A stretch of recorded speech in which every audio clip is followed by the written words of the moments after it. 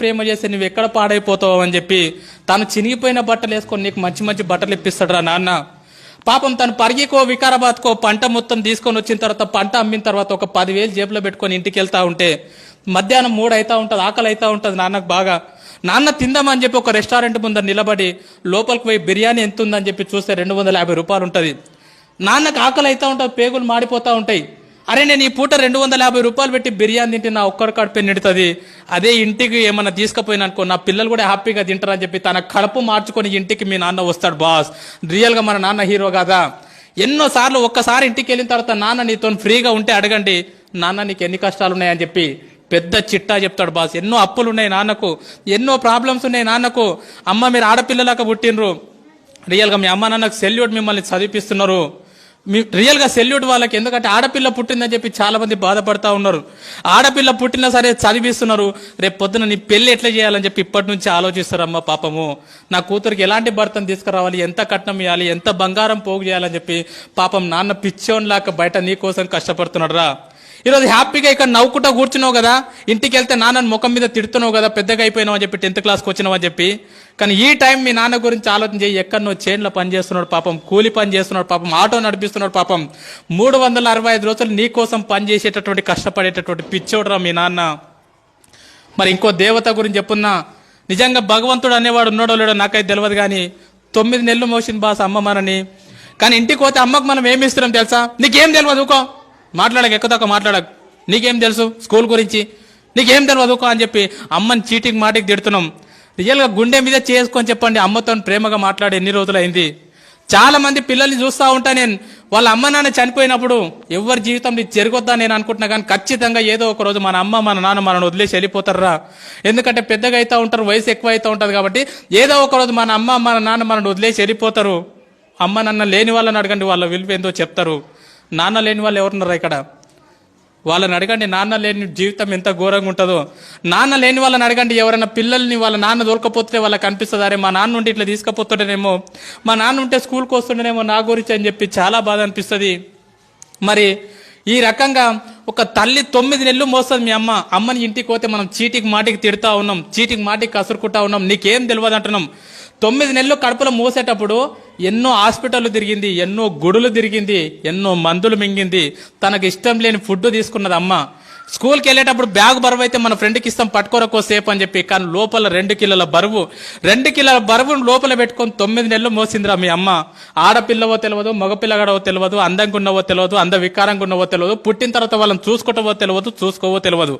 కడుపులో ఉన్నప్పుడు ప్రతిరోజు మురిసిపోయింది, నా కొడుకు ఇట్లుంటాడేమో, నా కూతురు ఇట్లుంటుందేమో అని చెప్పి. 8 నెలల టైం లోపల నువ్వు ఆడుతూ ఉంటే అమ్మ పేగును గట్టిగా తన్నినప్పుడు విపరీతమైనటువంటి నొప్పి. లేచి ఒక్కసారి కన్నీళ్లు దూడ్చుకొని పక్కకు నాన్న ఉంటే నాన్న నిద్రలకెళ్ళి లేపి, లోపల బాబా ఆడుకుంటున్నారు తెలుసా, లోపల పాప ఆడుకుంటుంది తెలుసా అని చెప్పి మురిసిపోయిందిరా మీ అమ్మ. 9 నెలలు నిన్ను మోసిన తర్వాత ఈ ప్రపంచం లోపలికి నిన్ను తీసుకొచ్చేటప్పుడు మీ అమ్మ నిన్ను ఈ ప్రపంచం లోపలికి ఎట్లా తీసుకొస్తుంది తెలుసా? 2 రకాలుగా తీసుకొస్తుంది బాస్. ఒకటి caesarean delivery, 2 normal delivery. Caesarean delivery అంటే ఏందో తెలుసా బాస్? రియల్గా నా జీవితంలో నేను డిగ్రీలో ఉన్నప్పుడు నాకు అపెండిక్స్ ఆపరేషన్ అయింది. 3 కుట్లు పడితే 3 నెలలు ఇబ్బంది పడ్డా. నేను 3 కుట్లకు 3 నెలలు ఇబ్బంది పడ్డా. సిజేరియన్ డెలివరీ అంటే తల్లి తన కడుపును మొత్తం కోయించుకొని నిన్ను ఈ ప్రపంచం లోపలికి తీసుకొస్తుందిరా. డాక్టర్ అంటాడు, అమ్మ నీ కడుపు మొత్తం కోసి బిడ్డను బయటికి తీయాలంటే ఇప్పటి వరకు ఏ తల్లి కూడా నాకేం కావద్దు అని చెప్పి ఏ తల్లి చెప్పలే. డాక్టర్ ఏమైనా పర్లేదు, కడుపులో ఉన్న బిడ్డకి ఏం కావద్దు డాక్టర్ అని చెప్పినటువంటి గొప్ప దేవతరా మీ అమ్మ. ఆ రకంగా నీకు సిజేరియన్ డెలివరీ ద్వారా నీకు జన్మనిచ్చింది మీ అమ్మ. సిజేరియన్ డెలివరీ కాకుండా నార్మల్ డెలివరీ, మ్యాక్సిమం మీ తల్లులు నీకు ఎక్కువ నార్మల్ డెలివరీ ఇచ్చింటారు. నార్మల్ డెలివరీ అంటే ఏం తెలుసా? ఒక్కసారి ప్లీజ్ అందరు ఇట్లా గిల్లుకోండి, ఒక్కసారి ప్లీజ్ గిల్లుకోండి అందరు, ఒకసారి కంపల్సరీ గిల్లుకోవాలి అందరు. గిల్లుకున్నారా? ఇప్పుడు గిల్లుకుంటే మీకు ఒక నొప్పి వచ్చింది కదా, పెయిన్. ఆ పెయిన్ని దేంట్లో కొలుస్తారంటే డెల్స్లో కొలుస్తారు. ఇప్పుడు నీకు అయినటువంటి పెయిన్ ఎంత అంటే 0.01 డెల్. 0.01 డెల్కి అబ్బా అంటున్నావు. నేను వచ్చి నీకు గట్టిగా తొడపాశం పెడితే అది ఎంత ఉంటుంది అంటే 0.1 డెల్ ఉంటుంది. 0.1 డెల్కే తల్లడిల్లిపోతున్నావు అబ్బా అంటున్నావు. కానీ 9 నెలలు నిన్ను మోసి నిన్ను ఈ ప్రపంచం లోపలికి తీసుకొచ్చేటప్పుడు మీ అమ్మ ఎంత నొప్పి భరిస్తుంది తెలుసా బాస్? 57 డేల్స్ నొప్పిని భరిస్తుందిరా. 57 డేల్స్ నొప్పిని భరిస్తుంది బాస్. 57 డెల్స్ నొప్పి అంటే ఎంతో నీకు అర్థం కాదు. 20 సుత్తెలు తీసుకొని ఒక్కసారి వెన్నెముక మీద ధన ధన ధన కొడితే ఎంత నొప్పి, అంత నొప్పిని భరించింది అమ్మ. 20 తేళ్లు శరీరం మీద మొత్తం కొడితే ఎంత నొప్పి, అంత నొప్పిని భరించింది మీ అమ్మని నీ ప్రపంచం లోపలికి తీసుకొచ్చేటప్పుడు. ఒక కాయన్ని తీసుకెళ్లి ట్రైన్ పట్టాల మీద పెడితే ఎంత విస్తరిస్తుందో అంత నొప్పిని భరించింది అమ్మ. అంత నొప్పిని భరించి 9 నెలల తర్వాత అరుపుల మధ్యలో, కేకల మధ్యలో మొత్తం నేలకేసి కొట్టుకున్నది, గింజుకున్నది, గొంతు పోయేటట్లు అరిచింది. లేబర్ రూమ్ లో జన్మనిచ్చింది బాస్. నువ్వు బయటికి వచ్చిన తర్వాత నువ్వు రక్తపు మడుగులో ఉంటే డాక్టర్ నిన్ను బ్లౌజులతో పట్టుకుంటే అమ్మ మాత్రం నిన్ను డైరెక్ట్ తీసుకొని పాపం ముద్దాడిందిరా. రక్తం మధ్యలో ఉన్నటువంటి నిన్ను తీసుకొని మల్లె పువ్వులాక చేసి పెంచి పెద్ద చేసింది బాస్. తను నిన్ను పెద్ద చేస్తుంటే ఎన్నోసార్లు తను పక్కకు తను తింటుంటే ఎన్నోసార్లు మూత్రం చేసినావు, ఎన్నోసార్లు బాత్రూమ్ చేసినావు. ఒక్కరోజు కూడా విసుక్కోకుండా తను తినేది పక్కకు పెట్టి అల్లారు ముద్దుగా పెంచి పెద్ద చేసిందిరా అమ్మ నిన్ను. అలాంటి అమ్మకు మనం ఏమి ఇస్తున్నాం? నీకేం తెలియదు పో. సపోర్ట్ చేయకుండా ఉండు. నువ్వు ఎక్కువ తక్కువ మాట్లాడకు. నువ్వు నీ బెస్ట్ ఫ్రెండ్ని ఒక మాటను వాడు రేపటి నుంచి నీతో మాట్లాడతాడు. మన బెస్ట్ ఫ్రెండ్ని ఒక మాట అంటే వాడు రేపటి నుంచి మనతో మాట్లాడాడు. మరి అమ్మని రోజు అన్ని మాటలు అంటున్నా కూడా ఎట్లా భరిస్తుంది ఒకసారి ఆలోచన చేయండి. ఎన్ని మాటలు అన్నా కూడా, నువ్వు ఎన్ని బాధలు పెట్టినా కూడా ఈ ప్రపంచం లోపల మళ్ళా నిన్ను అంతే ప్రేమగా చూసే దేవత ఎవరంటే మీ అమ్మనే బాస్, మీ అమ్మనే బాస్. ఎందుకంటే చాలా మంది పిల్లల్ని బయట నేను చూస్తా ఉన్నా, అమ్మ నాన్న ఉన్నప్పుడు వాళ్ళని పట్టించుకోరు. వాళ్ళు చచ్చిపోయిన తర్వాత ఇక తీసుకుపోయేటప్పుడు అక్కడ పాతి పెట్టేటప్పుడు వాళ్ళ కాళ్ళని పాలతో గడుక్కుంటా, నెయ్యితో గడుక్కుంటా, నీళ్లతో గడుక్కుంటా, అమ్మ నువ్వు అంటే నాకు ఇష్టం అమ్మా, ఐ లవ్ యూ అమ్మా, ఐ లవ్ యూ నాన్న అని చెప్పి వాళ్ళు చచ్చిపోయిన తర్వాత గొంతు చించుకొని అరుస్తూ ఉంటారు, నువ్వు అంటే నాకు ఇష్టం అమ్మా అని చెప్పి. వాళ్ళు చచ్చిపోయిన తర్వాత నువ్వు చూస్తే, నువ్వు ఏడిస్తే వాళ్ళకి తెలుస్తుందా? చచ్చిపోయిన తర్వాత అమ్మా నువ్వు నాకు అంటే ఇష్టం అంటే వింటదా? చచ్చిపోయిన తర్వాత వింటారా బాస్? చచ్చిపోలేదు కదా, బతికే ఉన్నారు కదా, మీకోసం 365 రోజులు కష్టపడుతున్నారు కదా. ఈ రోజు ఇంటికి వెళ్ళిన తర్వాత చెప్పండి, అమ్మా నువ్వు అంటే నాకు చాలా ఇష్టం అమ్మా, నన్ను ఎట్లా కన్నావమ్మా, అసలు నేను ఎంత లక్కీ అమ్మా, నా కోసం ఎంత కష్టపడుతున్నావు అమ్మా అని చెప్పి. అమ్మకి ఎన్నిసార్లు థ్యాంక్స్ చెప్తున్నారు, ఎవరు చెప్పట్లే అమ్మకి థ్యాంక్స్. అమ్మకు నువ్వు థ్యాంక్స్ అని చెప్తే కూడా అర్థం కాదు. మరి మన కోసం ఇంత కష్టపడి మనని ఈ ప్రపంచం లోపలికి తీసుకొచ్చినటువంటి మన అమ్మ నాన్నని మనం సంతోష పెట్టాలంటే మనం చేయాల్సినటువంటి చిన్న పని మంచిగా చదువుకోవడమే. నువ్వు ఈరోజు మంచిగా చదువుకొని అన్ని పాస్గా ఇదే టీచర్లు మీ ఊరికి వచ్చినప్పుడు అబ్బా నీ కొడుకు బాగా పాస్ అయింది అమ్మ, నీ కూతురు బాగా పాస్ అయిందంటే ఆ నొప్పిని మొత్తం మర్చిపోతుందిరా అమ్మ. అరే నా కొడుక నా కూతురు, అరే సారులు గొప్ప చెప్పిర్రు అని చెప్పి. ఆల్రెడీ అమ్మ కడుపు కోతబెట్టి ఈ ప్రపంచం లోపలికి వచ్చినాం.